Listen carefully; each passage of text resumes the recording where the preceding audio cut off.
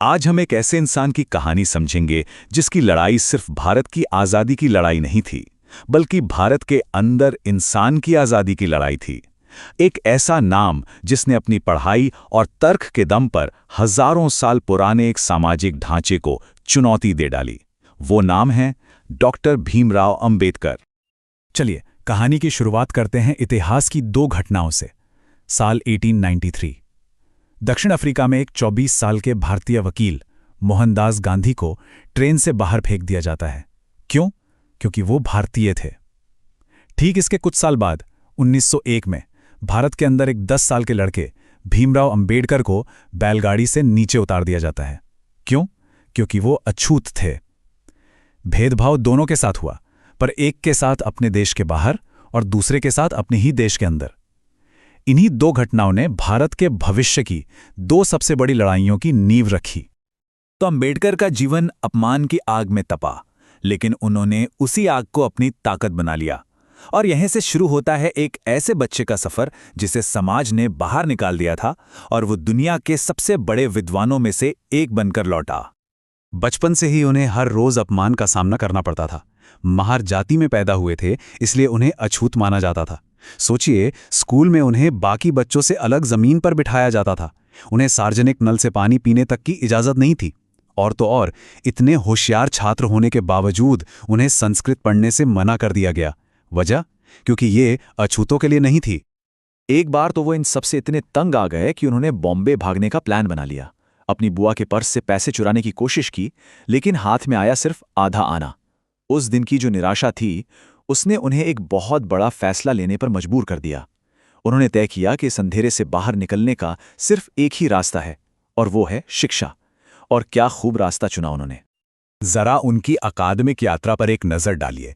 उन्होंने सिर्फ भारत में ही नहीं, बल्कि अमेरिका की कोलंबिया यूनिवर्सिटी और लंदन स्कूल ऑफ इकोनॉमिक्स, मतलब दुनिया की सबसे बेहतरीन जगहों से डिग्रियां हासिल की। इकोनॉमिक्स, पॉलिटिकल साइंस, सोशियोलॉजी, ज्ञान के हर मैदान में महारत हासिल करके उन्होंने खुद को मजबूत बना लिया था। लेकिन इतनी डिग्रियां, इतना ज्ञान, जब वो भारत लौटे तो एक कड़वी सच्चाई उनका इंतजार कर रही थी। बड़ौदा के महाराज ने उन्हें अपनी सरकार में एक बड़ा पद दिया, पर शहर में कोई उन्हें किराए पर कमरा देने को तैयार नहीं था। आखिरकार एक पारसी सराय से भी उन्हें बाहर निकाल दिया गया, क्योंकि मालिक को पता चल गया था कि वो एक अछूत हैं। उस दिन दुनिया भर की डिग्रियां भी उनकी जाति के उस दाग को नहीं धो सकीं, और वो एक पेड़ के नीचे बैठकर फूट फूट कर रो पड़े।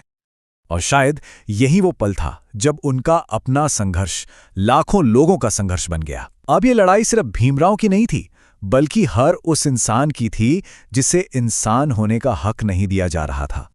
साल 1930, ये साल इस दोहरी लड़ाई का सबसे बड़ा गवाह है।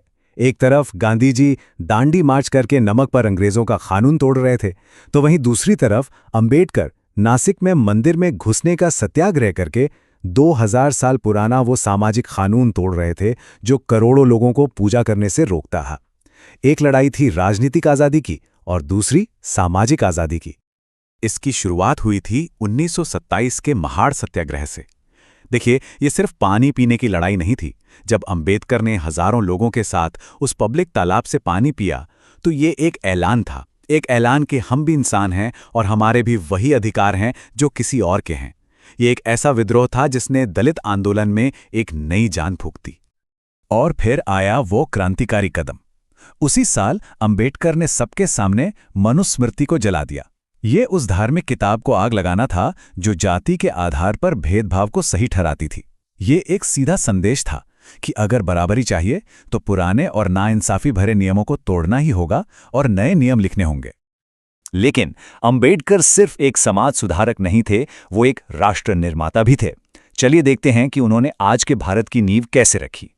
ये बात जानकर शायद बहुत लोगों को हैरानी होगी कि भारत का जो सेंट्रल बैंक है, यानी रिजर्व बैंक ऑफ इंडिया, उसकी स्थापना का जो आधार था वो डॉक्टर अंबेडकर की किताब the problem of the rupee में दिए गए आइडियाज पर टिका था। ये उनके जबरदस्त आर्थिक ज्ञान का सबूत है। जब वो वाइसरॉय की काउंसिल में लेबर मिनिस्टर थे, तो उन्होंने भारत के मजदूरों के लिए कई क्रांतिकारी कानून बनाए। हेल्थ इंश्योरेंस, मिनिमम वेज, महिलाओं के लिए समान काम का समान वेतन और काम के घंटों को कम करना, ये सब सुधार आज भी भारत के लेबर लॉ की रीढ़ हैं। 2 साल 11 महीने और 17 दिन। जी हाँ, इतना ही वक्त लगा भारत का संविधान लिखने में। और इस ऐतिहासिक काम की कमान संभाल रहे थे डॉक्टर अंबेडकर। और जरा इस बात की गहराई देखिए, ये इतिहास की शायद सबसे बड़ी विडंबना है। वो इंसान जिसे बचपन में स्कूल में पानी पीने और संस्कृत पढ़ने से रोका गया था, अब उसी देश के लिए सबसे बड़ा कानून लिख रहा था। एक ऐसा कानून जो आज़ादी, बराबरी और भाईचारे की गारंटी देता है। ये कुदरत का एक अद्भुत इंसाफ था, जहां करोड़ों लोगों का देश अपने एक अछूत बेटे के हाथों से लिखे संविधान पर चलने वाला था। लेकिन कहानी यहाँ खत्म नहीं होती। संविधान लिखने के बाद भी उनकी लड़ाई जारी रही। अब उनके जीवन का आखिरी और सबसे अहम अध्याय शुरू होता है, जिसमें एक बड़ा राजनीतिक समझौता और एक नई आध्यात्मिक पहचान की तलाश शामिल थी। 1932 में ब्रिटिश सरकार ने कम्युनल अवार्ड्स का ऐलान किया। इसके तहत दलितों को एक बहुत बड़ी राजनीतिक ताकत मिली, सेपरेट इलेक्टोरेट और 2 वोट। मतलब दलित अपना एक नेता खुद चुनते और फिर जनरल इलेक्शन में भी वोट देते। इससे उन्हें सच्ची राजनीतिक ताकत मिलती। लेकिन गांधी जी ने इसके खिलाफ आमरण अनशन शुरू कर दिया। उन्हें डर था कि इससे हिंदू समाज हमेशा के लिए बढ़ जाएगा। गांधी जी की जान पर बने इस दबाव के कारण अंबेडकर को झुकना पड़ा और पूना पैक्ट पर साइन करने पड़े। इससे सेपरेट इलेक्टोरेट का हक तो चला गया और बदले में मिली रिजर्व सीटें। इस समझौते और हिंदू धर्म के अंदर सुधार की धीमी रफ्तार से वो इतने निराश हुए कि 1935 में उन्होंने एक ऐतिहासिक ऐलान किया। उन्होंने कहा कि वो एक हिंदू के रूप में पैदा जरूर हुए हैं, लेकिन वो एक हिंदू के रूप में मरेंगे नहीं। ये उस व्यवस्था से पूरी तरह अलग होने का ऐलान था जिसमें उन्हें बराबरी नहीं मिल पा रही थी। इसके बाद उन्होंने दुनिया के सभी बड़े धर्मों को बहुत गहराई से पढ़ा और वो इस नतीजे पर पहुंचे कि बौद्ध धर्म के सिद्धांत बराबरी, तर्क और करुणा उनके विचारों के सबसे ज्यादा करीब थे। और आखिरकार 14 अक्टूबर 1956 को उन्होंने नागपुर में अपने 3.5 लाख से ज्यादा समर्थकों के साथ बौद्ध धर्म अपना लिया। डॉक्टर अंबेडकर ने कानून की किताबों में तो बराबरी लिख दी, लेकिन एक सवाल आज भी हमारे सामने खड़ा है। जब देश का कानून सबको बराबर मानता है, तो समाज के दिल और दिमाग को बदलने के लिए और क्या करने की जरूरत है? ये एक ऐसा सवाल है जिसका जवाब हम सबको मिलकर खोजना होगा।